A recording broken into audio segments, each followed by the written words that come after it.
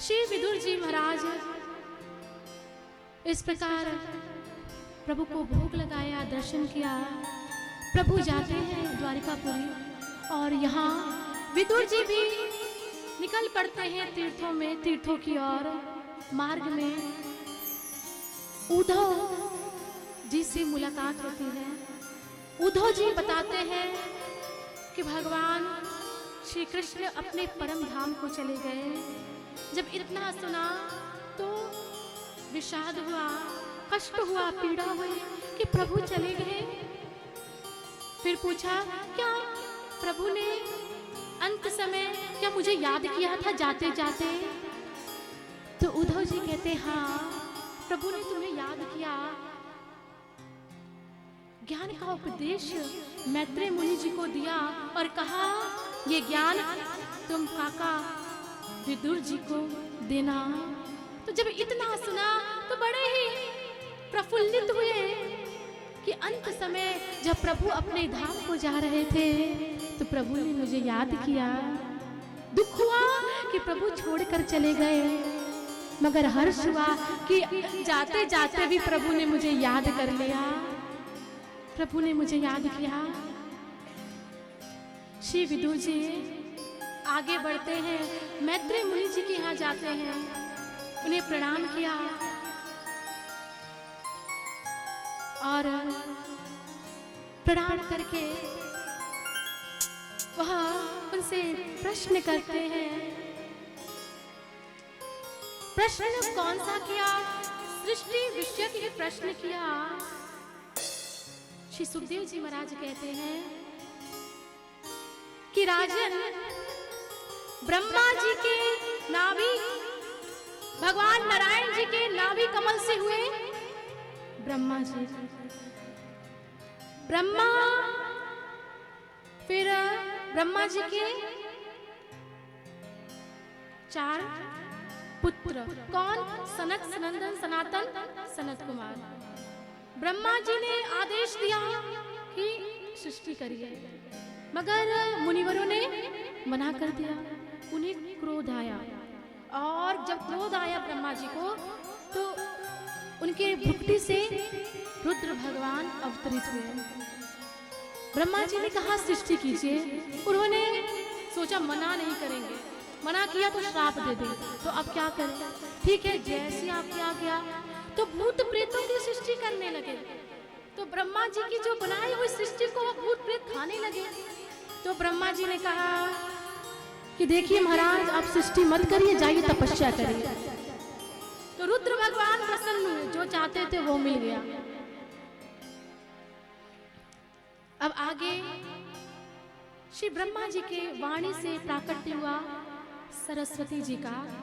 उनकी छाया से ब्रह्मा जी के कर्दम जी हुए। उनके वामांग से एक कन्या की उत्पत्ति हुई और उनके दक्षिणांग से एक पुरुष। पुरुष कौन? शंभु मनु। और कन्या कौन? महारानी शत्रुपा जी। जब इतना कहा तो विदुर जी कहते हैं, आप हमें इनके वंश के बारे में सुनाइए, कथा श्रवण कराइए। शंभु मनु और महारानी शत्रुपा जी। अब ये तो प्रकट हो गए।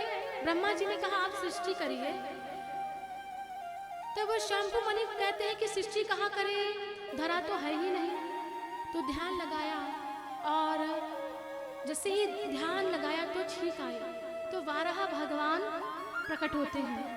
बोलिए वाराह भगवान की। वाराह भगवान प्रकट हुए तो क्या देखा? ध्यान लगाया तो हिरण्याक्ष। ये हिरण्याक्ष और हिरण्यकश्यप किसके पुत्र थे? कश्यप जी और उनकी मां दिति के ये पुत्र थे। तो देखा हिरण्याक्ष जो है वो धरा को, पृथ्वी को रसातल में जाकर छिपा रखा है। सृष्टि कहाँ की जाए? तो वाराह भगवान प्रकट होते हैं और वाराह भगवान धरा को पुनः जल में स्थापित करते हैं और वाराह भगवान के द्वारा हिरण्याक्ष का वध होता है। बोलिए हे वाराह भगवान की जय हो। अब आगे श्री सुखदेव जी महाराज कहते हैं, शांभु मनु और महारानी शत्रुपा के 5 संतानें हुई। आकुति, देवहूति, प्रसूति, 3 कन्याएं और 2 पुत्र, प्रियव्रत और उत्तानपाद। आकुति का विवाह हुआ रुचि प्रजापति के साथ। उनके यहाँ स्वयं साक्षात भगवान अवतरित हुए, यज्ञ नारायण भगवान। बोलिए यज्ञ नारायण भगवान जय हो। दूसरी कन्या देवहूति। देवहूति का विवाह हुआ कर्दम मुनि जी के साथ में। इनके यहाँ 9 कन्याओं ने जन्म लिया और 9 कन्याओं का विवाह किनके साथ हुआ? ब्रह्मा जी के जो 10 मानस पुत्र हुए, 10वें जो हुए देवर्षि नारद जी, उन्होंने तो विवाह नहीं किया, मगर जो 9 रहे उनका विवाह किनके साथ हुआ? देवहूति की जो कन्याएं हुई उनके साथ हुआ। एक पुत्र रत्न की प्राप्ति हुई। भगवान स्वयं इनके यहाँ पुत्र रूप में आए, कपिल भगवान जी। बोलिए कपिल भगवान की जय हो। कपिल भगवान ने देवहूति मैया को सांख्य शास्त्र का उपदेश दिया, ज्ञान का उपदेश दिया। कर्दम मुनि जी अपने पुत्र की आज्ञा लेकर चल पड़ते हैं वन में और वहां प्रभु का ध्यान करते हैं, प्रभु का स्मरण करते हैं। कपिल भगवान ने बड़ा ही दिव्य ज्ञान का उपदेश दिया अपनी माँ को। और जब माँ के हृदय में दिव्य ज्ञान जब वो समझ गई, जब दिव्य ज्ञान उनके हृदय में उतर गया, तो कपिल भगवान कहते हैं अब हमें आज्ञा दीजिए, अब हम चलते हैं।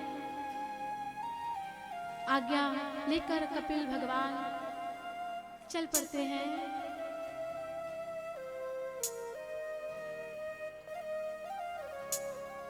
यहाँ देवहूति जी जिस प्रकार बताया था कि कैसे हमें प्रभु में ध्यान लगाना है, तो इस प्रकार वह ध्यान करने लगी और ध्यान करते करते वो समाधि में चली गई और उनका शरीर जल में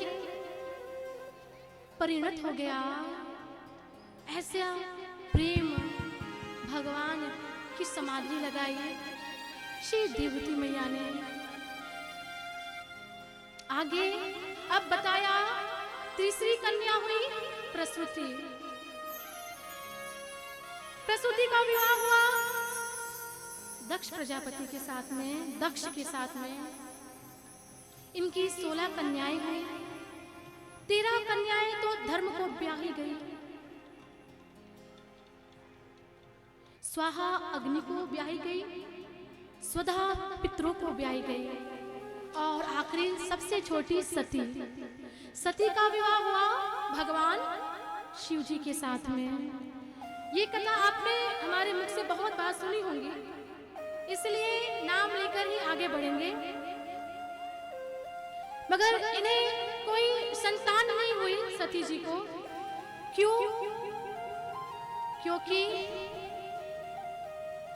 दक्ष ने भगवान शिव का अपमान किया और जिस अपमान को मैया सती सह ना पाई और यज्ञशाला में ही अपने